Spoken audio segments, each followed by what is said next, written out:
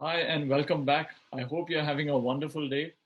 And today I'm going to talk about something very pertinent to these present times. Now, the COVID lockdown has many of us working from our homes. This transition happened rather quickly and without any specific guidelines in place. As a result of which, many of us are working from home without knowing exactly what to do, what not to do.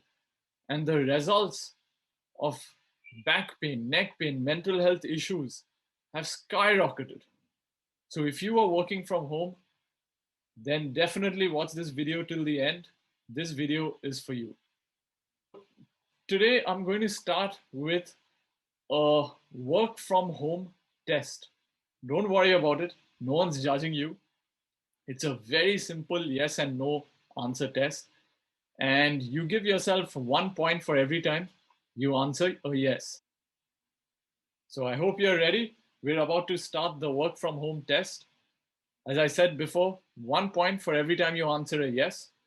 And if you've answered 5 or 6 yeses, then you've passed the test. And otherwise, you want to go through this with me right till the end. So, the first question: have you been free from neck or back pain in the last 2 years? For the last couple of years, have you been free from back or neck pain?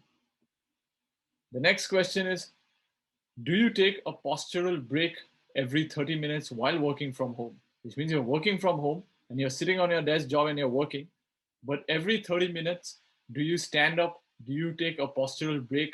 Do you allow your musculoskeletal system to reconfigure? The third question: do you have a definite workstation which complies with ergonomics? So, are you following the ergonomic rules? Do you know what ergonomics is? And do you have a definite workstation? Yes or no? The fourth question: do you have a pre and post work routine? Do you have a definite set of things that you will do before work starts? And do you have a definite set of things that you will do when work is over? It's very important. The fifth question is: do your family members understand that you are unavailable while you are working from home? So while you're working from home and you've started your work at those particular hours when you're engaged at work, does everyone respect your space? Do they understand that you're working from home? And finally, do you go for a 45-minute brisk walk on a daily basis? Let me know in the comments whether you've passed or failed the test. I would just love to know. So don't worry about it, even if you have failed. The whole point of this presentation is so that we can improve things in our personal lives and in our workspace at home.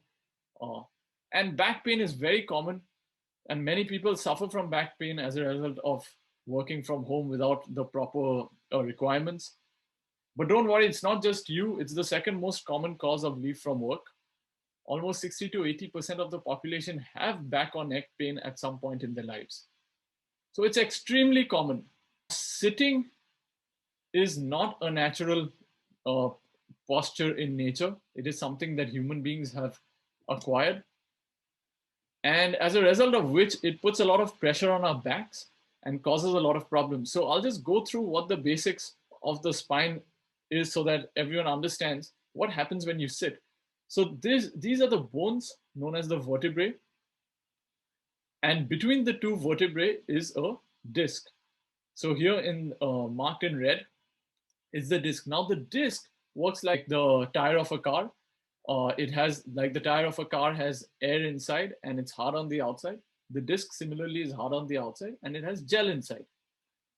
So we'll see what happens to the gel in different positions of lying down, sitting, standing, lifting weights. Now understand that with age, it's natural for this gel to start decreasing in its quantity. And that is also one of the commonest causes for back pain. So here we're seeing the intervertebral disc pressures in different positions, which means the amount of pressure you load the disc with. So because standing is the most natural position that comes to us, the most natural posture, standing and lying down. So when you're standing, the pressure on the disc is 100% of its maximum capacity. So 100%, it's designed to deal with that amount of load, and that's what you exert on your spine when you're standing. And when you're lying down, it's much lesser, it's around 25%. And you would have noticed that when you lie down, that the back feels much better if you have back pain. And if you have back pain, lying down often takes care of it. And this is the reason why. Now see what happens when you're sitting. When you're sitting, the pressures are 150%. So it's quite high on this disc. And if you're sitting with bad posture or lifting weights, then it's more than 200%. Now we have to face reality. The reality is most of us are working from home, and most of our works require us to sit and remain seated for at least 6 to 8 hours. So we should see what happens in different positions of sitting, because it's something that most of us just can't evade. Here you see that sitting with a good posture and slightly reclined at the back causes the least amount of compression on the disc. Sitting straight at 90 degrees causes the disc to be squeezed quite a bit, and sitting while stooping in front causes the disc to be squeezed even more. So this is what an ergonomic workstation looks like. So it's very simple. You have your desk, your ergonomic chair, and the monitor. Now, an ergonomic workstation's intent is to place the spine in a neutral posture while sitting. This neutral posture essentially puts the least amount of stress on the musculoskeletal system, so on the muscles and ligaments of the back and neck. So what you need to do is you can invest in an ergonomic chair. I use one and it's made a lot of difference for me. So you can use an ergonomic chair. It has adjustable handles for the armrest. Now the armrest can be adjusted up or down so that your elbows stay at 90 degrees. And that can be achieved by bringing about the right amount of armrest height. Also, you should have a back support, and the back support should be along with the natural contour of the lumbar spine. The hips should be at 90 to 100 degrees, and the feet should be comfortably rested. So the monitor should be at the level of the eyes. This is very important. Then that places the neck in neutral posture. So the feet should be resting comfortably. The thighs should be supported. The hip angle should be 90 to 100 degrees. Knees should be slightly lower than the hips. Chair backrest supporting the natural curve of your back. And upper arm resting comfortably at 90 to 100 degrees. The head should be centered over the neck and shoulders, and the shoulder blades should be retracted. You see many people slouching and sitting, and that's because they have protracted the shoulder blades out. So you want to actively, consciously retract your shoulder blades so that it pulls your shoulder back in line with your chest, and you place your head over it. Now, if you do use a standing workstation, very good. That's a lot better than the sitting workstation. Unfortunately, it's not picked up as much. Many people still use the sitting workstation and prefer to do so. But a standing workstation has a lot of advantages. The spine is naturally in a neutral position, and it's much more easy to set up. There are only few points here that you want to take care of. You can keep your knees locked or unlocked and alternate between the two. Elbows at 90 to 100 degrees, and the head centered over the shoulder, over the neck and shoulders. Now, the position of your tools when you're using a standing desk, like your keyboard, mouse, phone, should be within easy reach, allowing your upper arms to rest comfortably at the sides when you use them. So this is how you set up a standing ergonomic workstation and a sitting ergonomic workstation. The next most important thing while you're working from home is to take frequent postural breaks. So postural breaks means that every time you find yourself sitting in the same position for about half an hour, you just get up and do some stretches, or even get up, have a glass of water, or go to the washroom. So the rule is 32. For every 30 minutes of sitting, 2 minutes of standing or stretching, or just get up and sit back down again. So a lot of the pains that happen, back and neck pain that leads to frustrations and low productivity, is as a result of muscular contractures that happen from prolonged sitting. So this helps in breaking that cycle.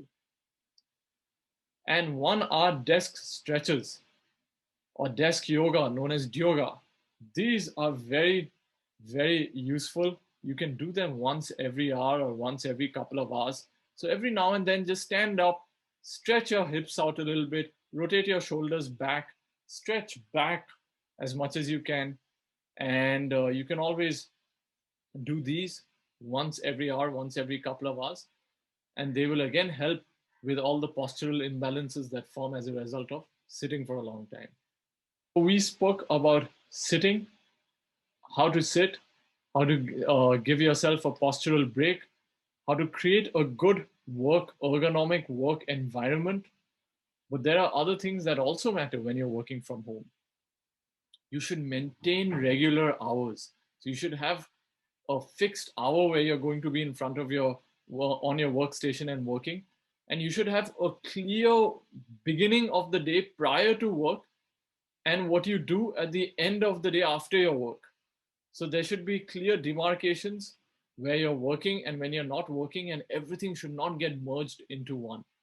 So for example, you can get up in the morning, go for a jog, brush your teeth, have your breakfast, shower, change clothes, and then you sit down for work. And after your work, you can go for, if you like gardening, go for gardening, go for a walk again. And there should be clear distinctions. Another very important thing is to set ground rules with those who are around you. That when you're at work, it's just work and you are not available for other things like opening the door or feeding the dog, etc., etc. Leave home, take a break, or garden, go for some gardening, go for a walk, or do any activity that you like. But you have to get out of the house and get some cardiovascular activity in. It's very important for your long-term health. And preferably, if you have the option, dedicate a small space in your house, which is a dedicated office space where you sit and you address all your work related calls and your work. And that should be very helpful. And thank you for watching till the end. I hope this has helped you in some way. Do like and subscribe and share the video so that everyone can gain from it. And please put it in the comments whether you passed or failed the work from home test and any other video requests that you have. Thank you.